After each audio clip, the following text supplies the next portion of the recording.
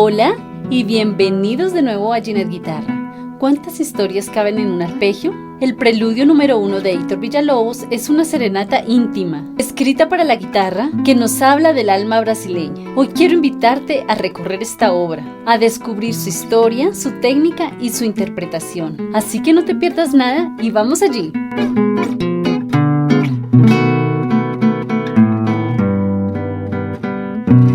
Villa-Lobos compuso este preludio en 1940. Forma parte de un ciclo de 5 preludios, compuestos en Río de Janeiro.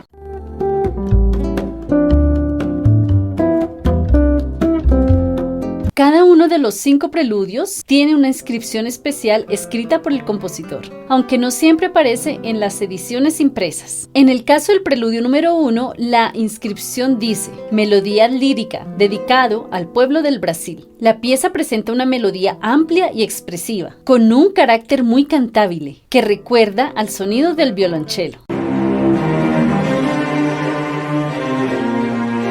Instrumento que Villa-Lobos tocaba con destreza desde joven. En conjunto, este preludio representa la melancolía y el optimismo que para Villa-Lobos definían el espíritu del pueblo brasileño. En la edición Maxi Chic aparece la dedicatoria a Mindinha. ¿Pero qué significa esto? Arminda Neves Dalmedia, conocida cariñosamente como Mindinha, fue la compañera sentimental y colaboradora de Villa-Lobos durante los últimos 23 años de su vida. Aunque él nunca se divorció legalmente de su esposa, Lucila Guimarães,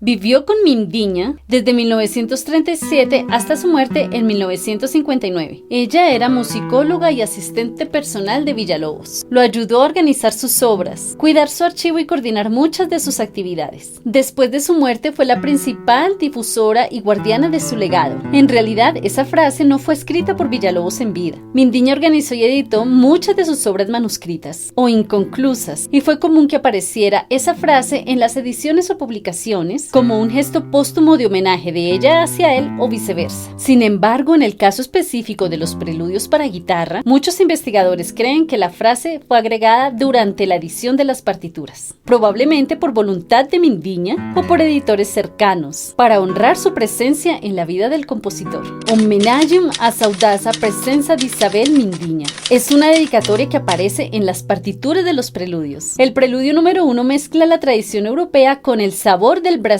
profundo, y lo hace desde lo más íntimo, la serenata. No una serenata cualquiera, sino aquella forma que en el Brasil se convirtió en expresión de lo popular y lo nostálgico, la seresta. Una canción lenta, melancólica, cargada de emoción, como una confesión al pie de la ventana en plena noche. En este preludio, Villa-Lobos transforma esa atmósfera en sonido puro. Arpegios suaves, melodías que cantan desde los bajos, silencios que dicen tanto como las notas. Es una guitarra que no grita, murmura, susurra y siente. La melodía no está arriba como suele pasar, sino en los bajos.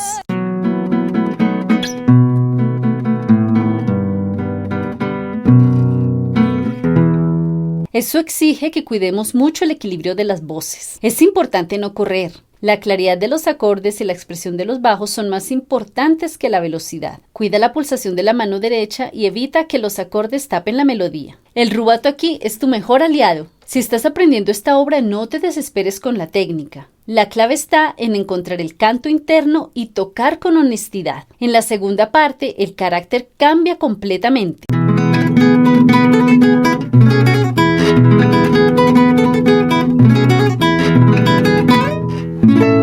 Se intensifica la expresión a través de arpegios más marcados. Aquí Villa-Lobos nos saca del susurro para llevarnos a una declaración sonora, apasionada, que luego vuelve a calmarse en un cierre introspectivo. Si este preludio te inspiró y quieres mejorar tu técnica, tu expresión y la forma en que conectas con la música, te invito a conocer mi curso Arpegios, trémolo y pulgar, el método. Está pensado para guitarristas como tú, que buscan claridad en la mano derecha y una interpretación más libre, más sentida. Encuentra toda la información en la descripción del video. Espero que te guste mi interpretación del preludio número 1 de Heitor Villa-Lobos.